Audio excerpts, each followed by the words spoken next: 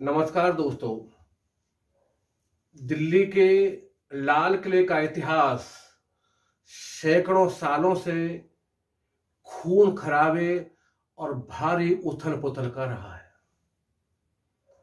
अभिनेता दीप सिद्धू और कुछ लोगों ने इसमें गणतंत्र दिवस के मौके पर निशान साहब का झंडा फहराकर और तोड़ फोड़ कर इसके इतिहास में एक और कड़ी जोड़ दी है।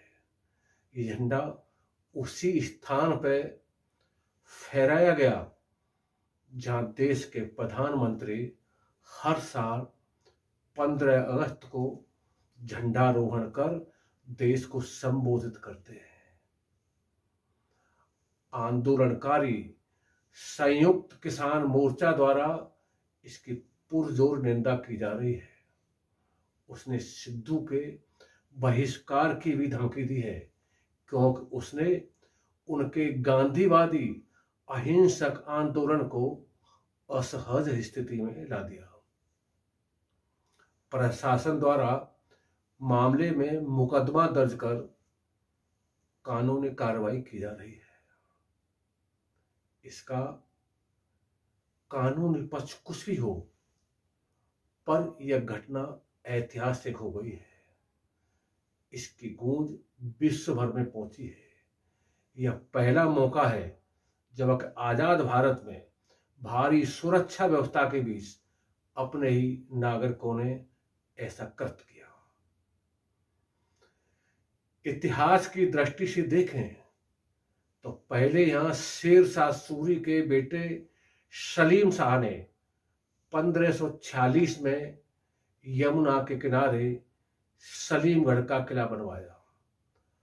1555 में मुगल बादशाह हुमायूं ने सूरवंश के अंतिम शासक सिकंदर सूरी को हराकर इस पर कब्जा कर लिया था, लेकिन शासन उन्होंने आगरा से किया।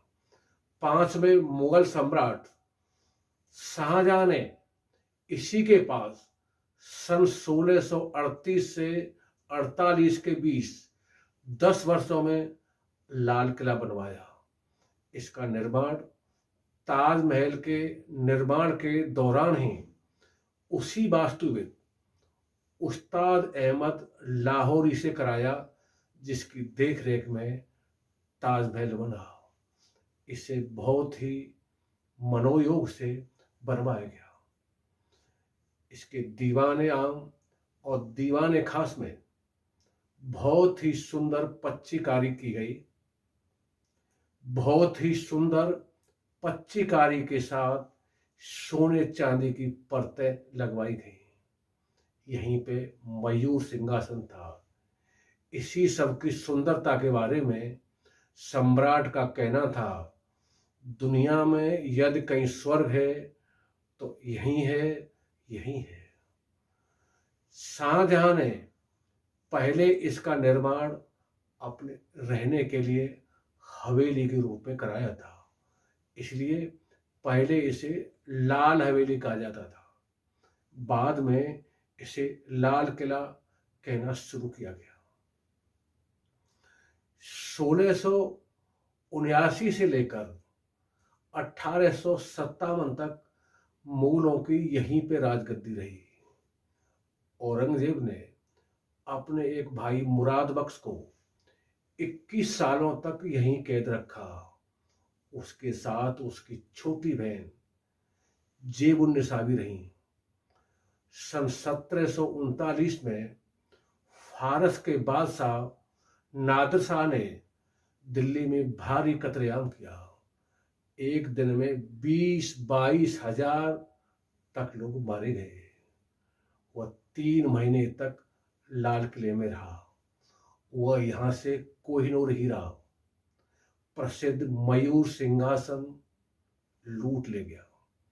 मुगल शासक शाह आलम ने उसे हीरे जवाहरातों का जखीरा भी दिया।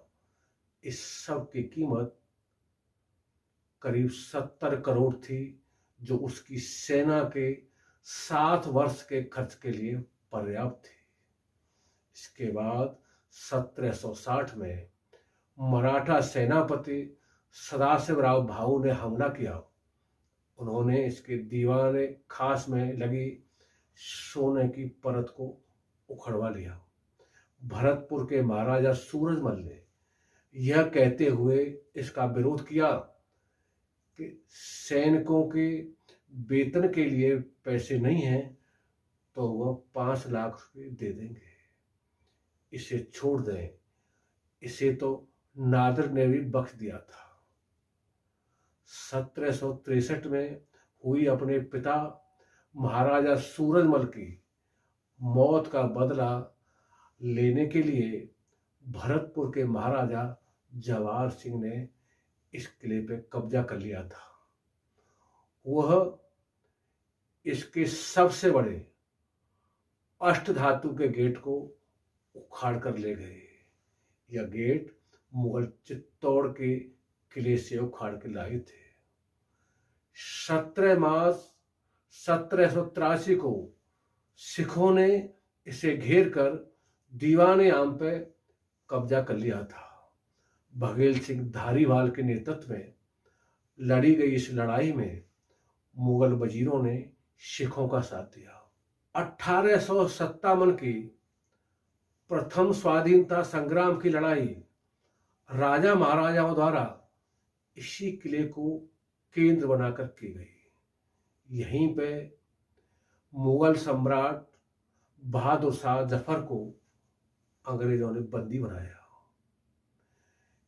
इसके बाद उसे हुमायूं की कब्र में कैद करके रखा गया। यहीं पे बहादुर शाह जफर पर मुकदमा चलाया गया और यहीं से सजा सुनाकर रंगून भेज दिया, जहां उसकी मृत्यु हो गई थी। अंग्रेजों ने लाल किले में भारी तोड़फोड़ की, तमाम इमारतों को गिरवा दिया। यही नहीं, इसके कुछ हिस्से को अलग कर उसके बीच से रेलवे लाइन निकलवा दी। उन्होंने इसका इस्तेमाल सैनिक मुख्यालय के रूप में किया। यहीं पे उनका गोला बारूद का गोदाम था। 1945 में बंदी बनाए गए आज़ाद हिंद के सैनिकों और अधिकारियों को 1947 तक यहीं बंदी बना के रखा गया। यहीं उन पर मुकदमा चलाया गया। आज़ादी के बाद 1947 में यह भारतीय सेना के हवाले कर दिया गया। वर्ष 2000 में लश्कर ये तैयबा के आतंकियों ने इस पे हमला किया, जिसमें 2 सैनिक शहीद हुए और एक नागरिक की भी मृत्यु हुई। वर्ष 2003 में इसे भारतीय सेना ने पर्यटन विभाग के हवाले कर दिया। जय हिंद, जय भारत।